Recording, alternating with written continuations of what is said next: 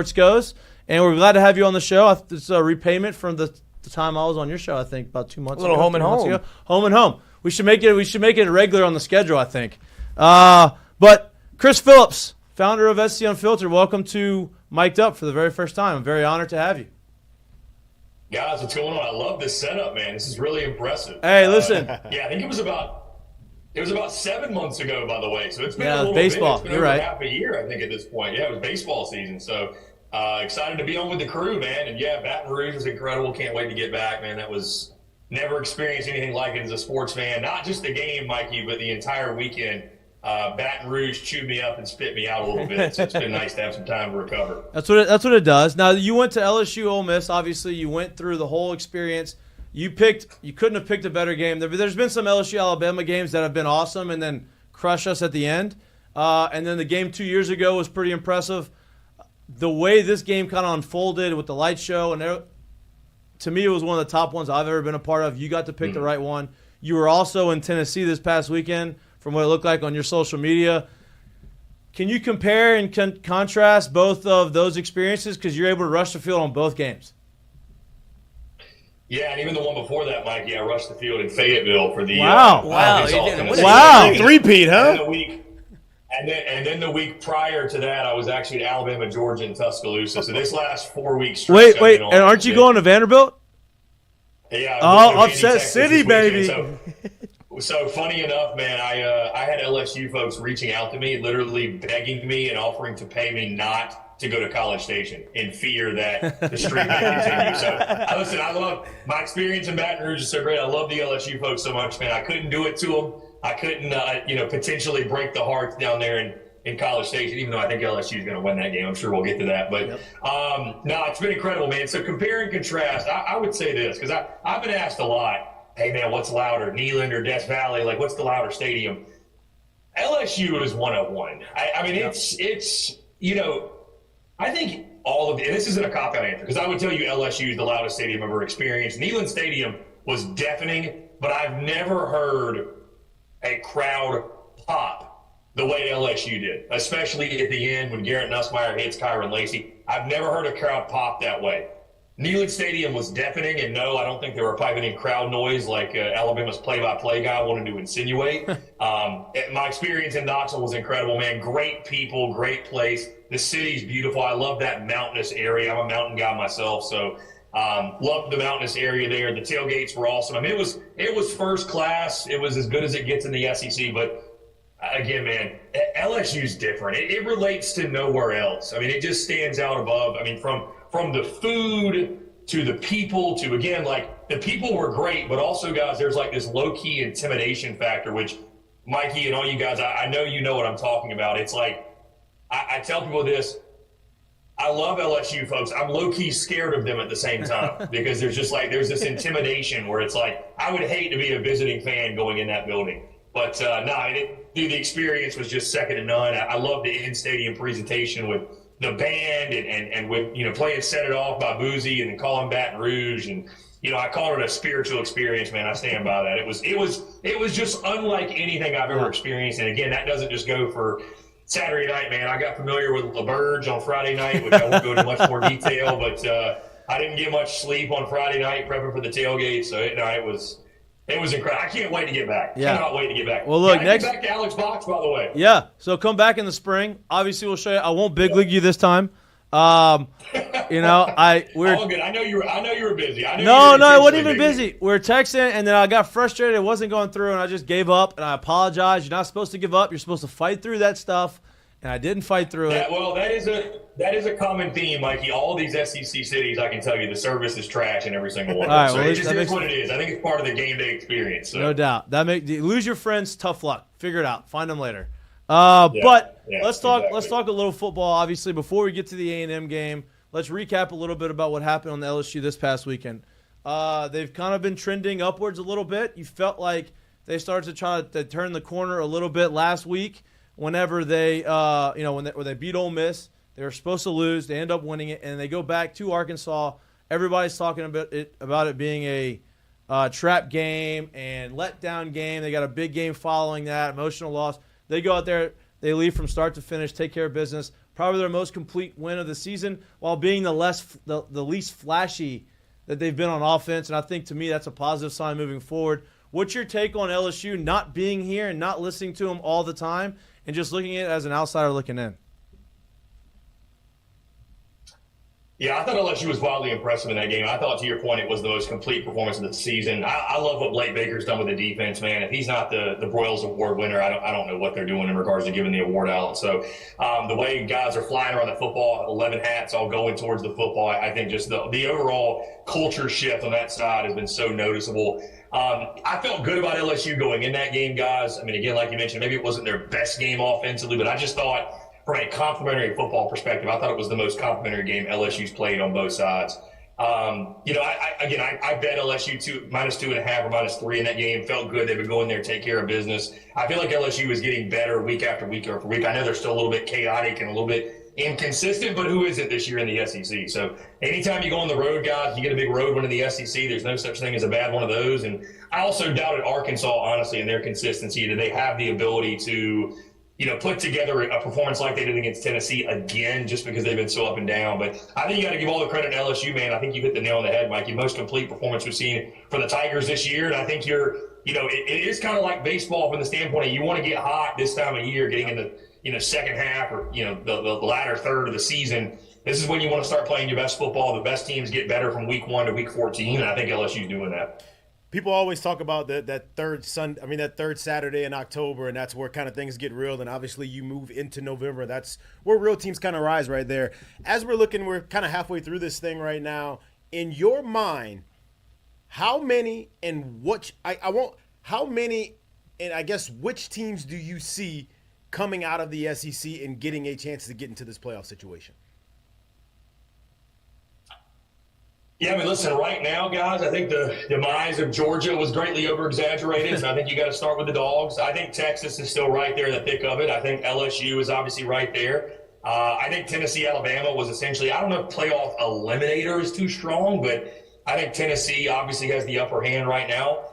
I mean, Texas A&M is in the mix. If we're talking about teams in the mix, I think we've still got about 6 or 7 teams that are firmly in that mix, but A&M is right there. Obviously, this game against LSU this weekend going to go a long way. I think they've still got SEC championship aspirations. We'll see how deserved those are after this weekend's game takes place in College Station. Beyond that, I mean, Ole Miss is hanging on for dear life. I would say they're probably going to be on the outside looking in. I think Missouri, same thing. I just think with the way they're playing, they're probably going to drop another game or two. So, those couple that I mentioned, I would say that's kind of your upper echelon, top of the SEC right now. And again, Alabama technically is still in it with the way they're playing. I find it hard to believe, again, with what they've got left in their schedule as well. The LSU game upcoming, Death Valley at night in a couple weeks. Going to be really, really difficult for the Crimson Tide, too, especially the way they look. First time they've had multiple losses in a season, regular season. First time they've had multiple losses going in the month of November since 2007. So, Kalen DeVore making the wrong kind of history in year 1. But, yeah, I'd say there's about 5 or 6 teams, guys, right now that are in the mix, and I think those top 4, like I mentioned, with LSU being firmly in that top 4, I think that's who you're looking at right now as your top contenders. So let's talk about that LSU A&M game, because you mentioned it. They're both in the mix. They're both the last 2 undefeated teams in the SEC. Obviously, a built-in rivalry. The SEC, whenever A&M came into the SEC, they forced that rivalry as far as LSU and A&M, moving them to the last game of the season. And it's kind of turned into that, right? They've had some crazy games, 74-72, 7 overtime games. You've had some controversial calls or no calls. And you're going to A&M. A&M always wants to beat you, but Mike Elko used to coach for Brian Kelly, so a little bit added motivation. Doesn't feel in my mind like A&M has kind of been overlooked since. They lost their first game. Really, that first loss really wasn't as bad as LSU's first loss now that we look at it with Notre Dame and USC. But they haven't really been challenged yet in their season, right? Missouri was their best team, but Missouri has kind of shown themselves to be frauds, not really that great. What's your feeling on A&M, and what's your take on the weekend and how it's going to shape up? Yeah, so guys, I'm a little bit more of a believer right now in LSU than I am Texas A&M. Texas A&M, I'm still sort of wait and see year 1 on Mike Elko. I mean, I like what they did, obviously. I think we're basing a lot of how good we feel about A&M off of that blowout win over Mizzou. And I look at that game and I say, is that who Texas A&M really is, or was that just kind of a one-off? I think LSU is going to be a challenge unlike any they faced this year. I know they obviously had that game against Notre Dame. That was a Notre Dame team that lost to Northern Illinois just a few weeks later. They get the 10-point win at Mississippi State. Ho-hum, no big deal. Connor Wigman, I thought, was okay in that game. Not great. Guys, I like LSU in this game. I really do. Now, listen, the whole, majesty of Kyle Field, it being a night game there, it's been a house of horrors, it seems like, for LSU at times. Been a really tough place to play. I totally understand that. And listen, crazy things happen on the road in the SEC. Certainly, it's not a game that, A&M can't win. I mean, I think they're favored to win the football game. But I like LSU in the game. I feel confident about LSU in the game. Big thing is Garrett Nussmeier, avoid those costly turnovers, those costly mistakes, right? I mean, I think that Garrett Nussmeier is one of these guys, plenty of quarterbacks like this, but as long as he keeps his floor high, we know what the ceiling is. Like, as long as the floor isn't detrimentally low. I was at that game in Columbia, South Carolina, where LSU, found a way to win that game, but he had a couple mistakes that I think all LSU fans would agree that, sort of got away with, that could have ended up costing that ball game. So, he's got to be able to, and again, he even made mistakes against Ole Miss, and I think the defense bailed him out. I think Blake Baker and company, I feel good about them giving Connor Wigman some trouble. I think LSU can win some one-on-ones down the field with their wide receivers. LSU's offensive line against that Texas A&M front seven is going to be a fantastic showdown to watch. That's going to be good on good. I became an even bigger Will Campbell fan after the post-game locker room video came out, put you in the seatbelt. I won't finish the rest of what he said, but y'all know what I'm talking about. I'm excited to watch those guys go at it. But like I said, man, I feel confident at LSU not covering the number, but I think winning the game straight up. I expect the Tigers to go in there and get the win. And, they're a team I felt confidently for a couple of weeks. I think it's going to be in the SEC championship. So, listen, I know they're a little bit chaotic, so if they did find a way to lose, it wouldn't shock me, but I feel confident in my pick of LSU in this game. I'm glad you brought up the big boys up front, and I'm glad you brought up that kind of a matchup with the front seven on both sides of it, because I'm thinking about it. So LSU is showing the ability. And now, look, at the end of the day, the South Carolina team has a very good front seven as well.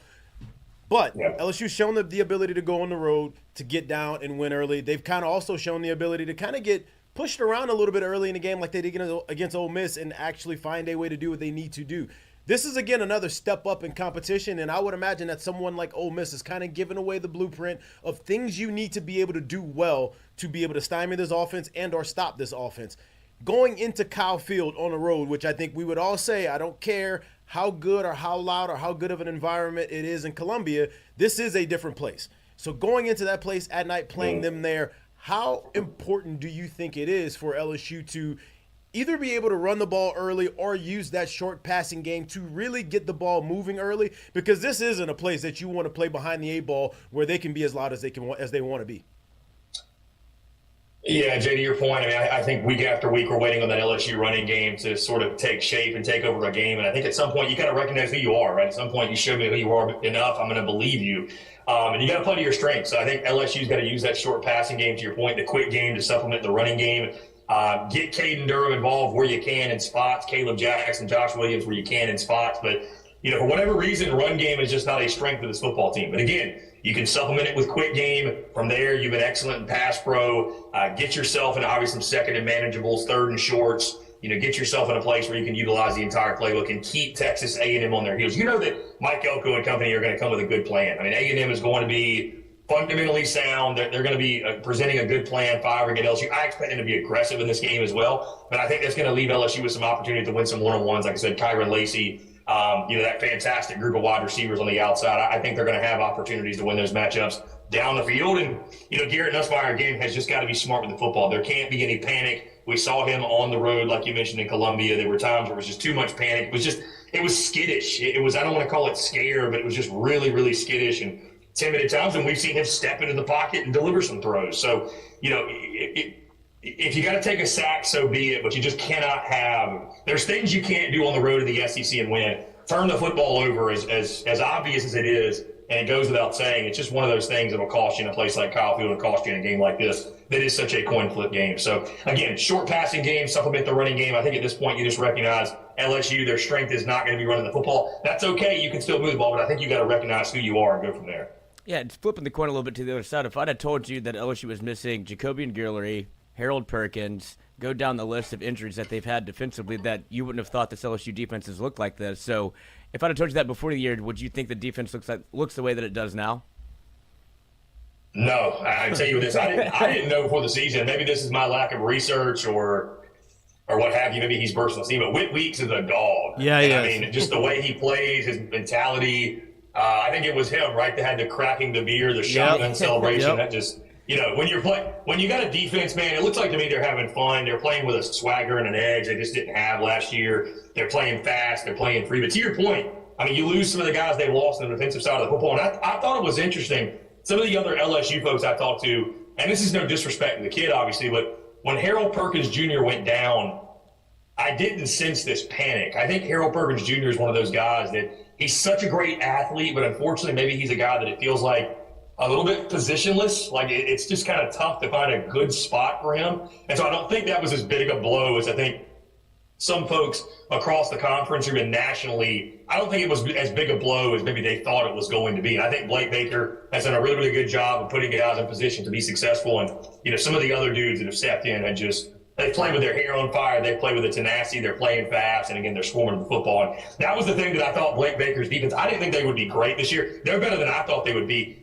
I said going into Ole Miss, I just felt like they'd be able to get that stop or maybe stop or two they could not get last year. I didn't expect them to dominate that game essentially and make Jackson Dart's life a living hell. So I think that'll continue. I love what Blake Baker's done with the defense.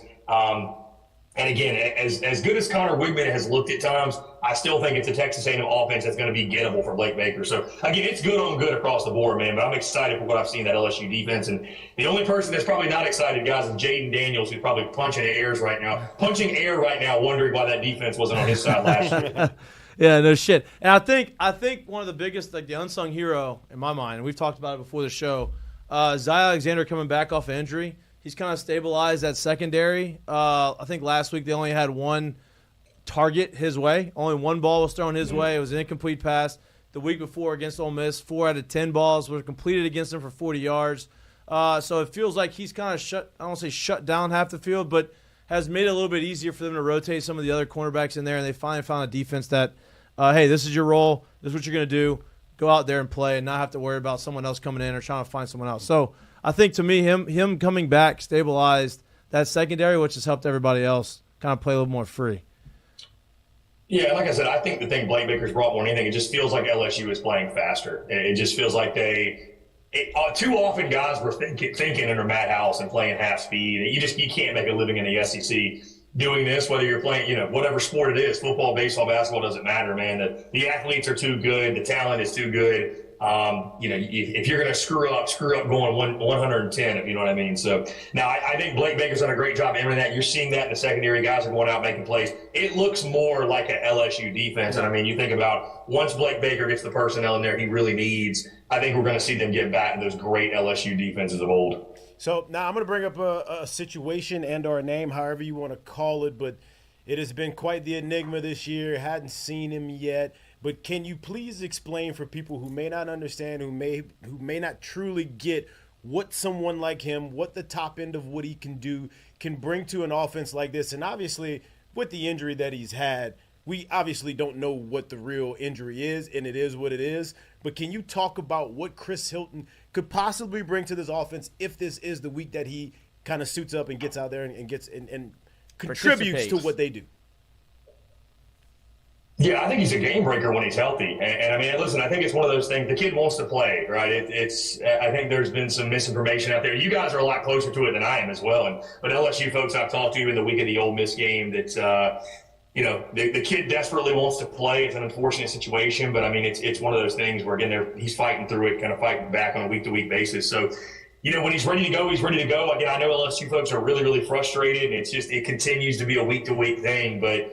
If he could go, he could go. You guys have been college athletes. I was a college athlete. It's nobody sitting out on purpose. I mean, you're not protecting any draft stock when you need to put some stuff on film to even get drafted in the first place. I can assure you. So, again, for the LSU folks I talked to, and again, y'all being really close to it, the injury stuff, it's unfortunate. I'm excited to see when he is ready to go because he's going to be a game breaker on the outside for LSU. And I think you're already good at that spot. But once you add Chris Hilton in there, I mean, I think LSU's receiving corps, it's going to be one of the best in college football, I think, at that point. Chris, I appreciate you. I told you I was only going to keep you for 20, 25 minutes. Kept you a little longer. Before I let you go, this weekend's got another pretty good slate of SEC football games. Who else do you like? What other matchups do you like coming up this weekend?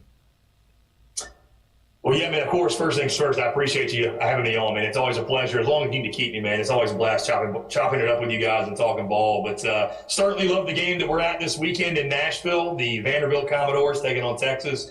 Trying to make it 5 for 5. We'll see. I got no ill will to Texas, but I mean, at this point, the SEC Unfiltered Tour, we're coming for our souls out here, man. I don't know if you guys saw, but obviously so 4 weeks ago we see Bama take down Georgia in Tuscaloosa. They were a home underdog, and then the last 3 are pretty well documented with Arkansas beating Tennessee, LSU beating Ole Miss, and of course Tennessee beating Alabama. We rushed the field on all 3 of those. All 3 of them were home underdogs technically in Vegas.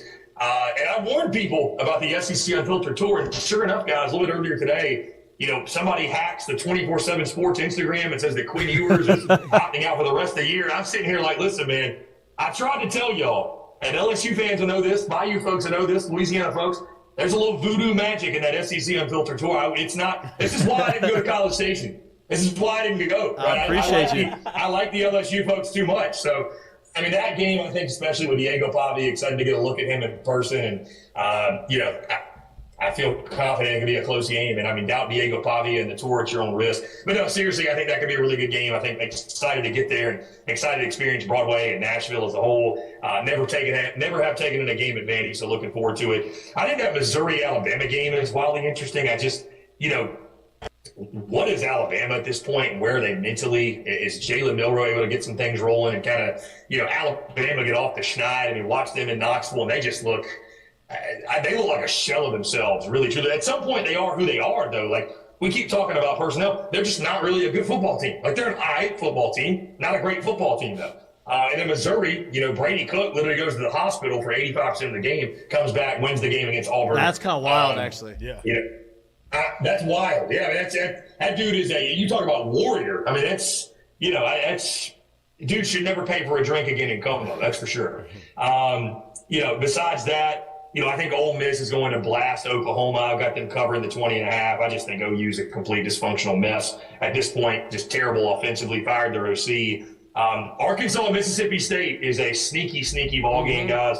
I've got Arkansas in the game, and I think State, good chance they cover in this game. That game is always competitive. So, listen, the SEC is wacky, wide open. College football is as drunk as it's ever been, and I'm enjoying every second of it, man, because like you guys especially, it's great for content, and it's one of those things where you love it until it happens to your team. So, it's fun watching from afar and just taking it all in and experiencing it again. We'll see if the voodoo of the SEC Unfiltered Tour continues in Nashville. Hey, I tell you what, if it does continue, we may be a little late jumping in on this, but go ahead and send us your schedule. We're going to just start chasing y'all the rest of the time. Yeah. Please. Yeah, I think LSU folks might force me to come down there for the LSU Bama game. Which, I got to be honest, you ain't going to twist my arm and get me back to Baton Rouge, man. That was the only mistake I made that trip was I didn't stay long enough. Yeah. So the next time I won't make that mistake. Might be a good thing. Well, look, I'm already craving boudin balls and the undewy, uncrusty over there at Pyran's, and I need more. The best food I've ever eaten my entire life. I don't know how you guys stayed in shape, honestly, at LSU. All that food you got down there. I don't know. It's called as hot as shit, man. You sweat it out. You eat it and it sweats out. That's what happens. Well, dude, next time you come in town, let us know. We'll all go grab dinner. We'll show you around. We'll show you LSU our way, right? You saw it a different way. We'll show it to you our way. We appreciate you, dude. We'll have you on again. Enjoy Nashville. Broadway is fun. Broadway is a great time. I hope they win. They bring the goalposts into the water again too, so you can experience that. But appreciate you, dude. We'll have you on again. I'll help them carry it out there. Boys, appreciate y'all, man. We'll do it again soon.